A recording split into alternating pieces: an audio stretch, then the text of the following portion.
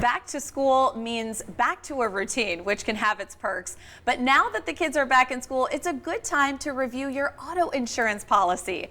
Here with us today to talk about insurance policies and what you need to know before a car accident is Sam and Ash injury law partner Ash Watkins. Good morning and welcome back. Thanks for having me. Yes. So, we're talking about auto insurance. We know that from state to state, laws do tend to be different. So what does Nevada state law require for auto insurance? Yeah, very exciting topic post Labor Day, but it's important, really. So Nevada requires you to carry liability coverage. So if you cause an accident, you have the ability to cover any bodily injuries that the other person might sustain or property damage. And the thing that really changes state to state is the amount of coverage that's needed. So in Nevada, it's $25,000 per person, $50,000 per accident, and then for property damage, it's $20,000. Now, I have a feeling I'm not alone in this, but when, you're at that point and you're looking at different coverage and different, auto insurance companies, I mean, it can get really hectic and you're like, what am I supposed to do? What do I choose? Which option? So what is the difference between liability and full coverage? Because we see that everywhere. Yeah, it's a term. Full coverage is something that everyone has their own understanding and every insurance company defines it differently. But the real difference is liability coverage protects others. When you're looking at full coverage, you're looking at added coverages that really protect you. And some of those are collision coverage. So even if you cause the accident, you have a way to get your car fixed. Comprehensive is if your car gets vandalized or stolen or is in a fire, protects you, helps you cover that damage. And then one of the most important ones is underinsured, uninsured motorist coverage. And so many people out on the roads, unfortunately, don't have any insurance. And this coverage will protect your bodily injuries and help you get reimbursed, even if someone else causes the accident, if they don't have insurance, or they don't even have enough insurance to cover what you're going through.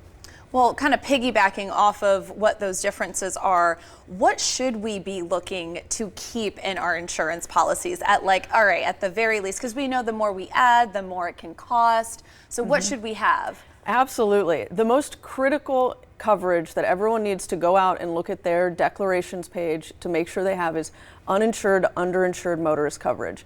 That's to really protect you in an accident, and the cost per month is relatively minimal because in order for you to get that payment, you're not at fault for the accident. So it's a great coverage that I recommend everyone gets on their policy.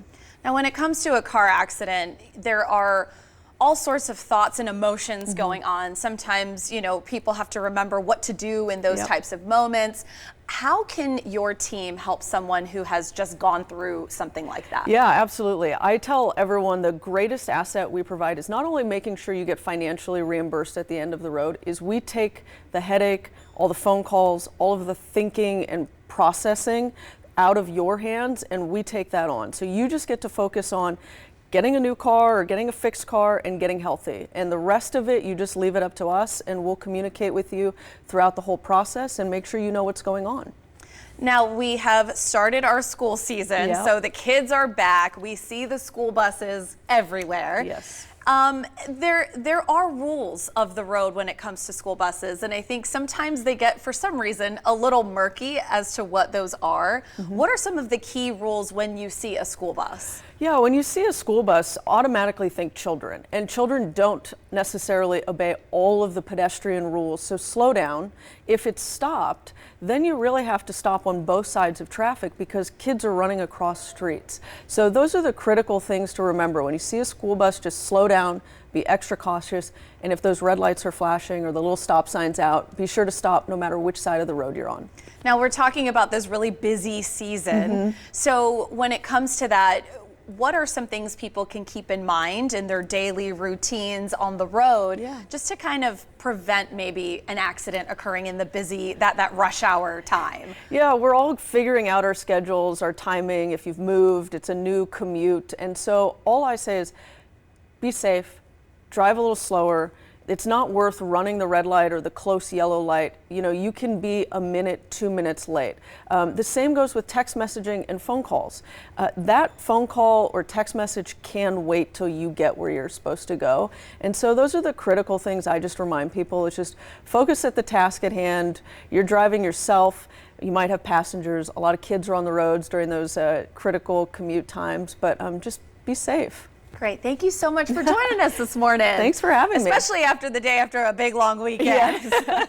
Protect yourself before a car accident happens. Make sure you head to samandashlaw.com to contact a trusted law partner or call the phone number right there on your screen.